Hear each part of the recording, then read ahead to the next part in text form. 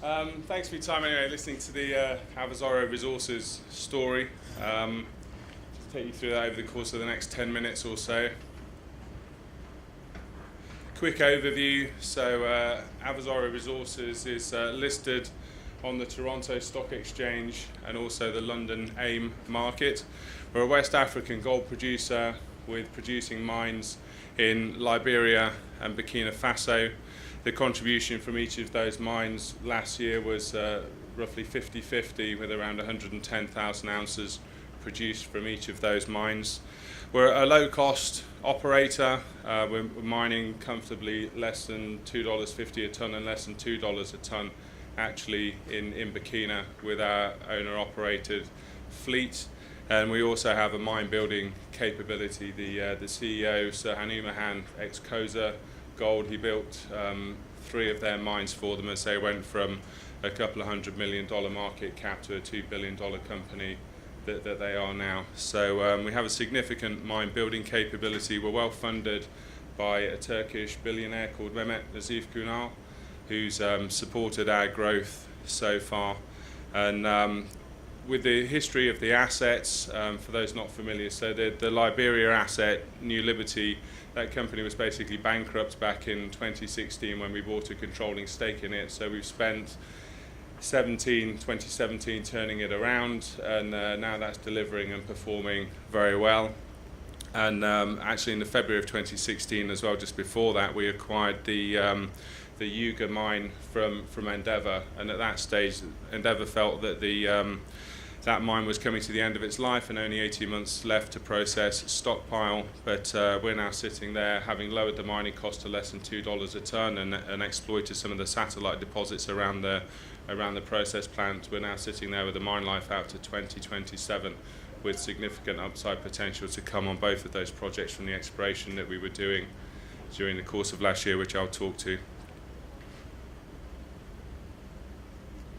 So in terms of the news flow that we expect through 2019, we have an updated NI 43-101 at the end of March that we expect to put out into the market. That will cover an underground study, which is the first time that that's been done in the 43-101 for the New Liberty project.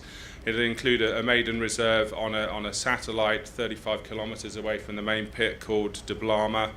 And then in Burkina, we're similarly expecting to update the reserves and resources on the back of the drilling that we did in 2018.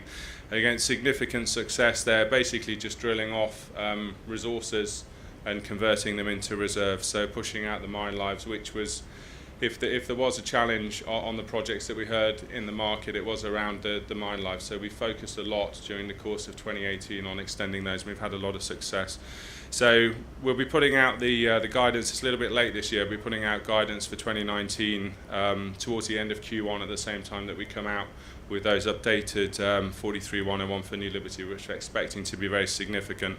Continuing operational improvements in the mine life extensions and actively pursuing M&A, which in terms of our growth up until now, we've grown very quickly, as you can see there from the production profile. It's probably difficult to read on the screen, but it was 64,000 ounces back in FY16, increasing to 192,000 in 17, and then 221,000 ounces in 18. So we're the fastest growing. If you take Randgold off that list, we're also the 6th largest UK listed gold producer. We see an opportunity on the London market in particular to continue to grow. There's a big gap actually on the London Stock Exchange for sort of 500,000 ounce plus producers. We see an opportunity to grow into that space, and we're actively pursuing a number of opportunities at the moment to do exactly that. And we think, importantly, as I mentioned, we have a major shareholder. Through M&A activity, we think we'll improve the liquidity of the register. It'll give an opportunity for funds to participate in the equity story. We've spoken to a good number actually in North America and the UK and elsewhere, and there is a lot of enthusiasm and support for what we've been doing, but it is very difficult at the moment with a large major shareholder owning 73% of the stock to actually participate. So we see the M&A strategy not only delivering value with a significantly better earnings multiples for the companies at that size on the London Stock Exchange, but it'll also resolve some of the issues that we have with the shareholder register and give those supportive institutions an opportunity to get involved in the story.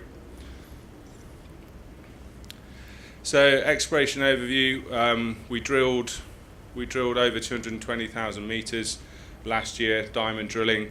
As I mentioned, the target was to convert 1 million ounces of resources into reserves. We seem to be tracking well against that with the way that the 43101s are progressing at the moment, that will come out in Q1 and Q2. So New Liberty, just quickly, so it's currently an open pit operation, turned around by the current management team, as I mentioned. Current 43101 has 717,000 ounces of 2P reserves. As I mentioned, we're expecting to increase that significantly to comfortably over 1 million ounces is our target net of depletion. And you can see the production there increased 44% during the course of 2018, so a reflection of what the operations team have been able to do there. So just to explain a little bit more about the PFS and how that's looking. So we have De Blama, which is 45 kilometres away from the main New Liberty process plant. Is there a... Yeah. Does it work? No, it's not working. So you can see New Liberty down at the bottom there anyway. So there's a 43101 historically with resources. We've infill drilled that during the course of 2018.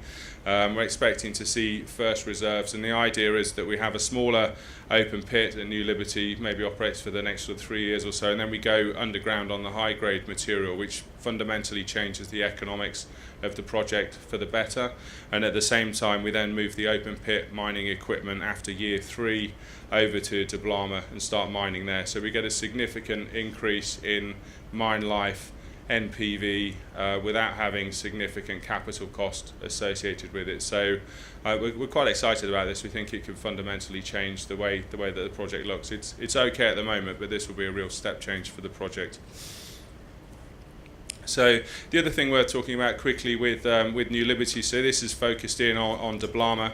So importantly, De Blama is a 1 kilometre strike of a 13 kilometre gold belt. Historically, before the current management team took over, there was scout drilling done all along that 13 kilometre belt.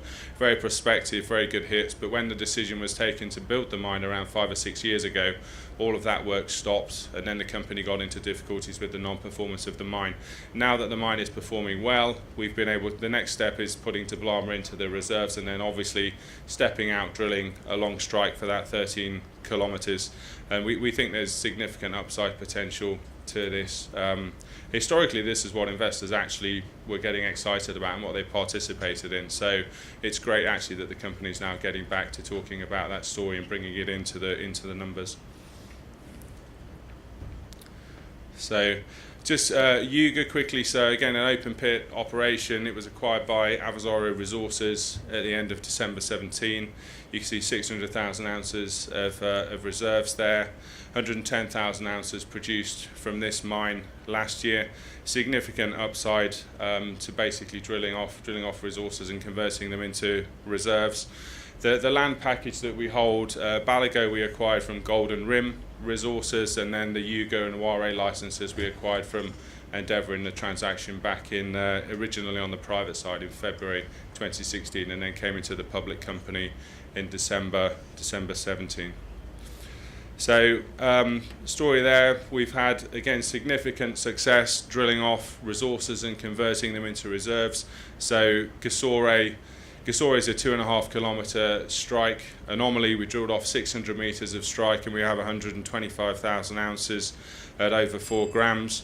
We've got these other areas that you can see are highlighted in green that we're drilling off currently. We're seeing similar grades and widths, so there's significant potential to add multiple years to the Yuga life of mine just from this area alone. Turning to Ware quickly, when we acquired this from Endeavour, there were no reserves. The area outlined in blue was drilled off by us and put into the current 43101, so that was around 150,000 ounces at just under 2 grams. Since then we've been drilling east along strike. We've had some very good drill intercepts, so maybe difficult to say, 4.7 metres at 64 grams a tonne, just under 9 metres at 25 grams a tonne, 15.6 metres at 9 grams a tonne. So really good grades and widths there as we're sort of stepping out east. So we're very confident about that being able to increase the reserve space for Ware as well, and that will be included within the 43101 that will come out in Q2 for that project. So in terms of the outlook for the year, focusing again on improvements in the cost base, significant increases in reserves and cash flow models that we're putting out in the market, and focused on M&A activity. There's a good opportunity there. We're seen as a capable operator, low cost builder, so I think that the time is right, with good financial support.